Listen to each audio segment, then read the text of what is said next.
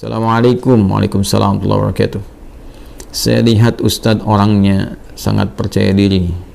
Bagaimana cara mengatasi sifat pemalu, minder, dan rendah diri? Terima kasih Ustadz. Astagfirullahaladzim, astagfirullahaladzim, astagfirullahaladzim. Saya mohon ampun kepada Allah Subhanahu wa Ta'ala bila ada yang dilihat oleh orang lain berupa hal-hal yang terlihat baik dan sebagainya, tapi ternyata juga saya belum bisa memenuhi seperti apa yang terlihat. Maka semoga Allah mengampuni kekurangan-kekurangan itu, memaafkan dan memberikan bimbingan supaya menjadi lebih baik. Ya, teman-teman sekalian, membangun kepercayaan diri pada hal yang positif itu tidak diikat dengan profesi seseorang, ya, atau tugas seseorang. Ya, kepercayaan diri itu tidak melekat kepada seorang ustadz saja, kiai saja, ya, seorang habib misalnya, seorang guru. Tidak, tapi semua kalangan sepanjang mengerjakan nilai kebaikan mesti membangun kepercayaan diri yang kokoh pada dirinya untuk komitmen mengerjakan kebaikan itu, sehingga melahirkan motivasi kuat untuk melakukannya, mengerjakannya siapapun dan apapun yang ia kerjakan. Apakah ia misalnya dia di birokrat, ya, di dunia birokrasi, apakah di dunia diplomasi, apakah seorang pebisnis, seorang pedagang, seorang perawat, dokter, insinyur, bahkan misalnya dosen, guru, mahasiswa, atau juga pekerjaan-pekerjaan yang dilakukan pada umumnya masyarakat, ya, baik bertani, berkebun misalnya dan sebagainya. Semua butuh kepercayaan diri, dibangun sepanjang dikerjakan itu baik, ya, sepanjang yang dikerjakan itu baik. Nah, sekarang membangun kepercayaan diri itu seperti apa? Maka dimulai dengan hadis Nabi Muhammad SAW yang diriwayatkan oleh sahabat Umar bin Khattab radhiyallahu taala anhu, haddatsana qala, ya kan, an Abi Hafs عن أبي حفص عمر بن الخطاب رضي الله تعالى عنه قال قال رسول الله صلى الله عليه وسلم إنما الأعمال بالنيات وإنما لكل امرئ ما نوى فمن كانت هجرته إلى الله ورسوله فهجرته إلى الله ورسوله يا فمن كانت هجرته للدنيا يصيبها أو امرأة ينكحها فهجرته إلى ما هاجر إليه. Itu kan rawahul Bukhari. Maka di sini Nabi memberikan tips kepada kita semua, pesan yang sangat kuat. Seseorang itu kalau ingin mengerjakan sesuatu, kembalikan kepada motivasi terkuat dalam dirinya, ya, yaitu niatnya. Jadi ada 3 tahapan kita mengerjakan sesuatu itu berdasar dari dasar hati kita dulu. Yang pertama ada keinginan, ya. Yang kedua ada tekad, yang ketiga ada niat. Nah, keinginan itu disebut iradah namanya. Setiap orang tuh ingin pada segala yang baik. Ya, kalau Anda tanya, mau nggak ke surga? Semua jawab mau. Ingin nggak haji tahun ini? Semua orang ingin. Ya, tapi apakah setiap yang punya keinginan punya tekad? Belum tentu. Ya, tekad itu azam namanya, azimah, punya tekad. Baik, saya ingin ke surga, saya punya tekad yang kuat untuk bisa mendapati itu. Ya, nah tekad ini akan menurunkan turunan-turunan sampai nanti ke niat. Ya, sama persis saya pengen haji nih tahun depan, pengen banget, ya. Beda dengan yang sekedar ingin. Kayak ingin haji, ingin saja, tapi punya tekad, dia ingin mewujudkan keinginan itu. Nah, tahapan mewujudkan tekad tuh ke selanjutnya disebut dengan niat. Ada usaha pendahuluan, ya, nabung dari sekarang, terus berikhtiar, ya, ikhtiar yang optimal sehingga apa yang kita tekadkan itu bisa tercapai. Ingin ke surga, alhamdulillah, bertekad, apa surganya nih, Firdaus, maka kita siapkan, ya, berniat betul-betul, bikin tekadnya itu terwujud dalam bentuk perencanaan awal, perbaiki diri, boleh berhijrah, ya, berhijrah mendekat, meninggalkan yang buruk. Hijrah itu meninggalkan kebiasaan yang kurang baik, yang tidak Allah sukai, kepada kebiasaan baik yang Allah dan Rasulnya sukai. Itu poinnya. Jadi hijrah itu bukan menuntut kita pindah kepada suatu tempat tertentu, ya, kecuali kalau di tempat kita beraktivitas itu sangat tidak kondusif sekali. Ya, susah mendekat kepada Allah, terancam dalam keburukan. Ya, di tempat kerja misalnya, tempat kerjanya diliputi keburukan-keburukan yang sulit sekali mendekat kepada Allah. Mau sholat susah, baca Quran susah. Sementara kita sadar bahwa rezeki itu yang mengatur Allah, kan kita sadar betul Allah Maha Pemberi rezeki, Allah mendatangkan rezeki. Ya, kenapa kita tidak berpindah ke tempat yang kemudian Allah sukai dan dengan itu keberkahan Allah berikan? Toh tetap kan rezeki tidak akan tertukar, toh tetap tidak akan berkurang. Ini kan poinnya. Nah, itu hijrah yang menuntut perpindahan tempat. Sama dengan tinggal di lokasi misalnya yang di tempat tinggal itu walaupun kompleknya terlihat megah dan sebagainya, tapi fasilitas untuk masjid tidak ada, mau pengajian susah, mendekat kepada Allah juga tidak mudah, gitu kan? Anda mencari tempat yang teduh, yang nyaman ibadah, yang enak beraktivitas, di situ kemudian Anda membangun kepribadian yang lebih dekat dengan Allah Subhanahu wa Ta'ala. Jadi hijrah itu prinsip dasarnya meninggalkan perbuatan yang tidak disukai oleh Allah dan Rasulnya kepada kebiasaan dan perbuatan yang disukai Allah dan Rasulnya. Jadi bukan menuntut satu perpindahan secara langsung, ya, atau pindah kepada misalnya komunitas, pengajian, golongan tertentu, bukan itu poinnya. Jadi jangan Anda katakan kalau berhijrah ini pindah ke golongan A, komunitas B dengan nama tertentu dan sebagainya. Bukan itu poinnya. Ya, lebih kepada mendekat kepada Allah. Siapapun yang bisa membimbing kita sepanjang sesuai dengan ajaran-ajaran yang disampaikan oleh Nabi, mengacu kepada keterangan dasar Al-Quran, ya kita ikuti dalam kebaikan, ya, tanpa harus mencela atau menepikan orang-orang atau golongan-golongan lain tertentu. Nah, dalam konteks berpindah ini, maka lakukan semua karena Allah. Ya, motivasinya karena Allah dulu, nanti supaya dibimbing oleh Allah. Karena nanti orang melakukan sesuatu itu banyak motifnya. Ya, tadi kata Nabi kan, "Faman kana hijratuhu lidunya yusibuha", ada yang karena materi dunia. Ya, jadi Anda ini melakukan aktivitas untuk percaya diri ini, ya, mengatasi sifat malu, minder, macam-macam. Apa yang mau dikejar? Karena dunia. Ya, kalau cuma dunia orang banyak sekarang. Ya, ada latihan-latihannya segala rupa untuk mencapai pekerjaan tertentu. Ada latihan sekarang di bidang bisnis misalnya. Dilatih Anda public speaking, bagaimana bicara depan orang, begini, begitu, dan sebagainya untuk capaian dunia. Ya, Anda akan dapat. Kata Nabi, Anda akan dapat. Ya, tidak ada kesalahan di dalamnya, sepanjang dicari itu baik, tapi belum tentu ada pahala untuk bekal pulang. Nah, niat itu menentukan apakah apa yang akan kita cari ini disukai oleh Allah sehingga punya bekal akhirat, value-nya value akhirat, atau cuma dunia saja. Itu poin pertamanya. Jadi tanamkan pada diri kita itu motivasi yang kuat untuk mengerjakan sesuatu ini lillah, karena Allah, ya, dan Rasulnya. Nanti karena Allah itu memberikan kekuatan pada jiwa, dan Rasulnya memberikan bimbingan yang sudah Nabi contohkan kepada kita, ya, dan mewariskan pedoman-pedoman kehidupan yang abadi sifatnya. Nanti tinggal diikuti di situ, ya kan? Nah, jadi yang pertama adalah membangun kekuatan niat, motivasi diri dulu. Motivasi diri dulu. Saya ingin melakukan ini sebagai hujjah saya ketika kembali kepada Allah. Ya, saya ingin melakukan ini, ya, supaya Allah ridha dengan saya. Nanti dari niat yang benar itu Allah berikan kekuatan pada diri kita. Nah, niat itu diterjemahkan dengan apa? Setelah muncul dalam hati kita, kita akan memulai aktivitas itu yang baik itu, maka kita bisa mulakan itu dengan memohon kepada Allah. Nah, di sini dia. Jadi membangun sifat kepercayaan diri, diantaranya memulai dengan menautkan aktivitas yang akan kita kerjakan, ya, dengan harapan perlindungan dan pemberian kekuatan serta bimbingan dari Allah. Mohon taufik namanya, minta. Nah, itu keadaan itu disebut dengan tawakal namanya. Ya, tawakal itu menyerahkan keadaan kita yang akan kita ikhtiarkan, baik mulainya ataupun akhirnya kepada Allah, gantungkan kepada Allah, sehingga Allah memberikan perlindungan yang paripurna kepada diri kita. Maka Nabi mengajarkan kita untuk berdoa dalam memulai segala hal. Nah, doa itu juga membangun kepercayaan diri. Makanya orang kalau mau mengerjakan sesuatu, ketika dia berdoa lebih kuat kan? Ya, Anda mau bicara, Anda berdoa. Dan diajarkan kan di Quran, di surat Thaha itu, bagaimana seorang Musa alaihissalam dibantu sekretarisnya Nabi Harun alaihissalam, ya, dua-duanya datang kepada Fir'aun untuk berdakwah, menyampaikan kebaikan, membangun kepercayaan dirinya bagaimana? Kan berdoa dulu. Ya kan? Setelah dia berniat baik, menjadikan semua urusan karena Allah, dibimbing oleh Allah tuh. Ya, bimbingannya indah sekali. Jadi bimbing oleh Allah, nanti kalau datang katakan yang baik-baik, katakan yang lembut supaya dia sadar. Ya, di Quran surat Thaha itu kan ayat 43 sampai 44, faqula lahu qawlan layyina la'allahu yatadzakkaru aw yakhsha. Katakan yang lembut, ya kan? Katakan yang halus, tutur kata yang baik, yang elok dengan retorika yang benar, ya kan? Sampaikan aja. Nah, mudah-mudahan dengan itu nanti, ya, ada kelembutan pada hati dia sehingga dia merasa takut kepada Allah dan memperbaiki diri. Nanti Allah bimbing, berikan kekuatan. Makanya nanti ayat-ayat berikutnya itu memberikan kepercayaan diri yang kuat kepada Musa. Ketika tawakal itu ada, lalu dibimbing doanya, Rabbi shrahli sadri wa yassirli amri wahlul 'uqdatam bil lisani yafqahu qawli. Lalu kemudian Allah menegaskan, jangan takut Musa, ya, aku akan membersamai kamu, ya kan? Nah, kamu akan dibekali begini begitu dan sebagainya. Ini isyarat Quran yang sangat dalam. Tautkan aktivitas kita kepada Allah Subhanahu wa taala, lalu bacakan doa. Kalau di sini terkait dengan bagaimana supaya tampil bisa bicara dan sebagainya, doanya juga ada sendiri. Seperti tadi diajarkan di Quran, Rabbi shrahli sadri wa yassirli amri wahlul 'uqdatam min lisani yafqahu qawli. Nanti untuk belajar supaya pede nih, ya, jangan sampai pesimis, waduh saingannya berat nih, waduh ini bisa nggak lulus ujian. Percaya diri, yang dituntut ikhtiar kok. Nanti Allah yang mengatur Anda masuk di kampus mana, di sekolah mana yang terbaik untuk masa depan kita.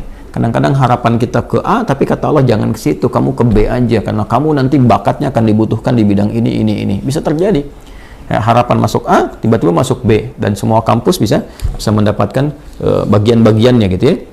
Nah, maka di sini penting kita ikuti. Doa-doanya banyak ya. Rabbi zidni ilma warzuqni fahma, Allahumma faqihni fid din wa 'allimni ta'wil, sesuai dengan bidangnya masing-masing.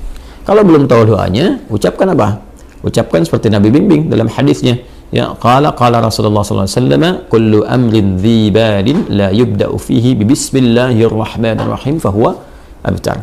Maka mulai dengan bismillahirrahmanirrahim. Perbuatan baik itu niatkan, ya. Dalam diri kita kuatkan, ucapkan bismillahirrahmanirrahim. Anda mau kerjakan apa nih? Mau pidato? Bismillahirrahmanirrahim.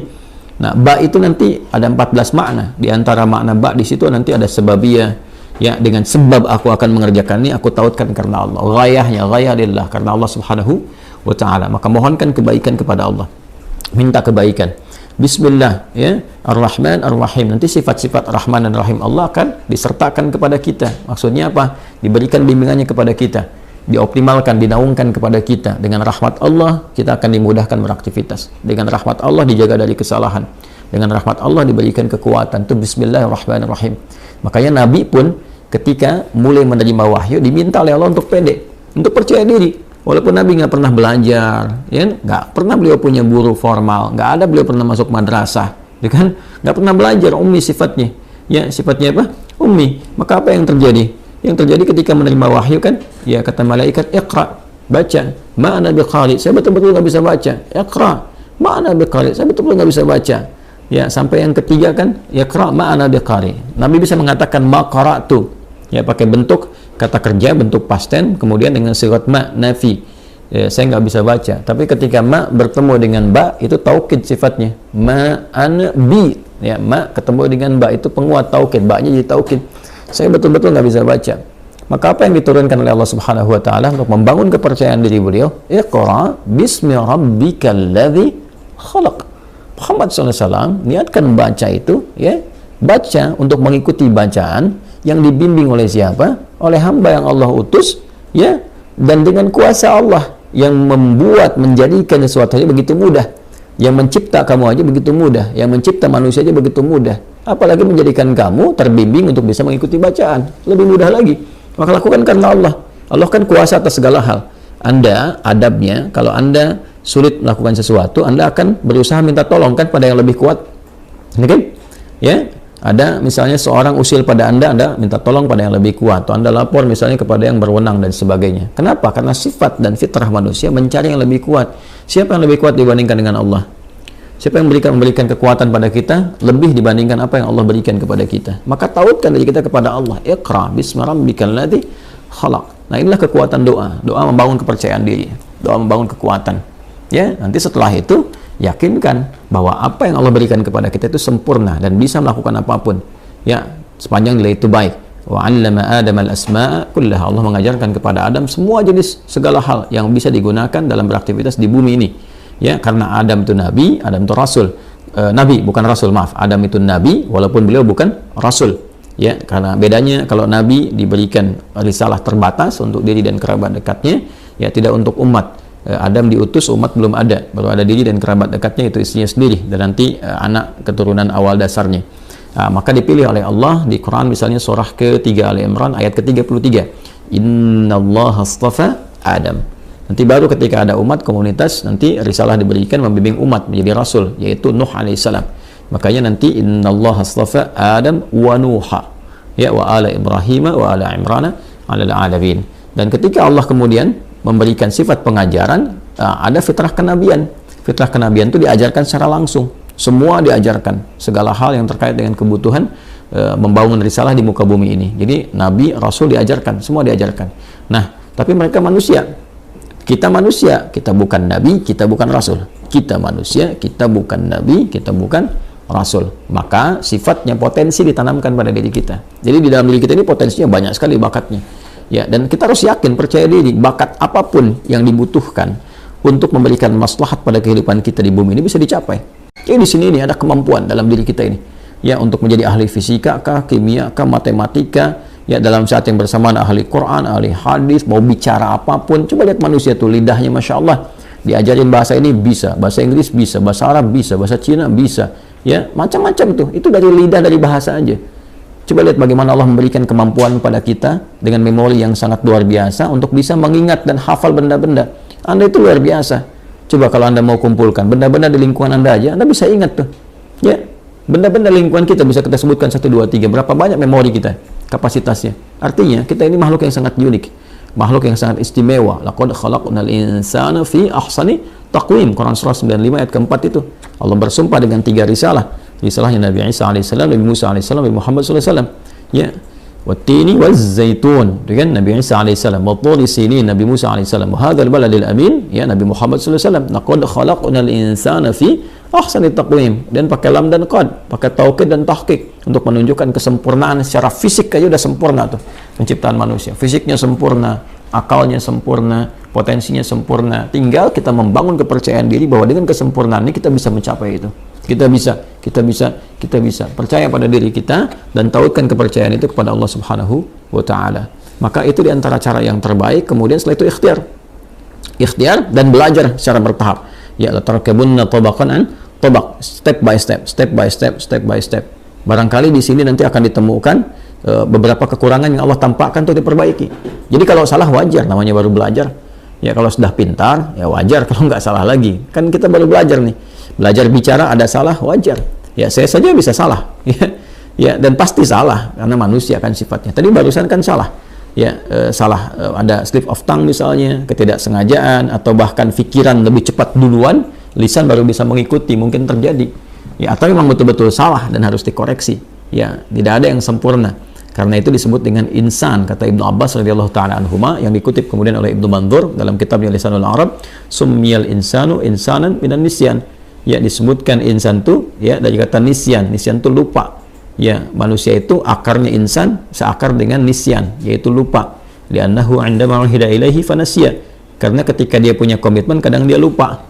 Dia punya komitmen dengan Allah untuk menyembah, dia lupa nggak nyembah Allah. Dia punya komitmen berbuat baik, dia lupa nggak berbuat baik.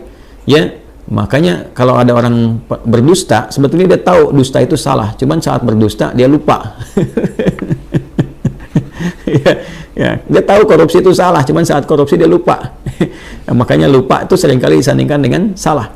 Ya, nasiya itu lupa, nasitu saya lupa, nasina ya kita lupa, akhta'a itu salah, akhta'tu saya salah, akhta'na kita salah. Rabbana la tu'akhidna in nasina aw akhta'na. Ya Allah mohon jangan hukum kami kalau kami pernah lupa dan dari lupa itu jadi salah. Itu di Al-Baqarah ayat 286. Di nasiya itu lupa, nanti turunannya insan disebutkan setidaknya 65 kali kurang lebih dalam Al-Quran. Nah, kadang repotnya makanan kita nasi. Nasi, banyak makan nasi, banyak lupa. Saya pernah waktu kuliah itu dosen kami tanya, apa makna kita apa artinya ini? Kita jawab kompak, nasina ya Ustaz, kami lupa. Maka Ustaz kami respon, akaltum nasi katsiran fanasitum. Kalian banyak makan nasi maka kalian lupa.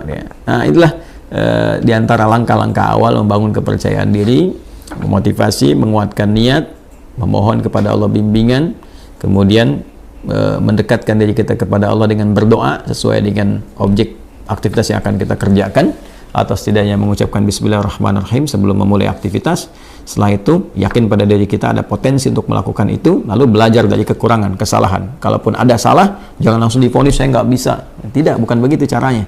Tapi Allah menampakkan itu supaya diperbaiki dan jadi lebih baik untuk ke depan.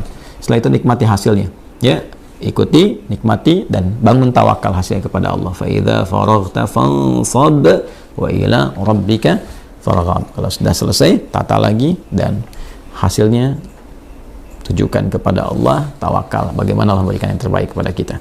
Wallahu ta'ala a'lam bis-shawab.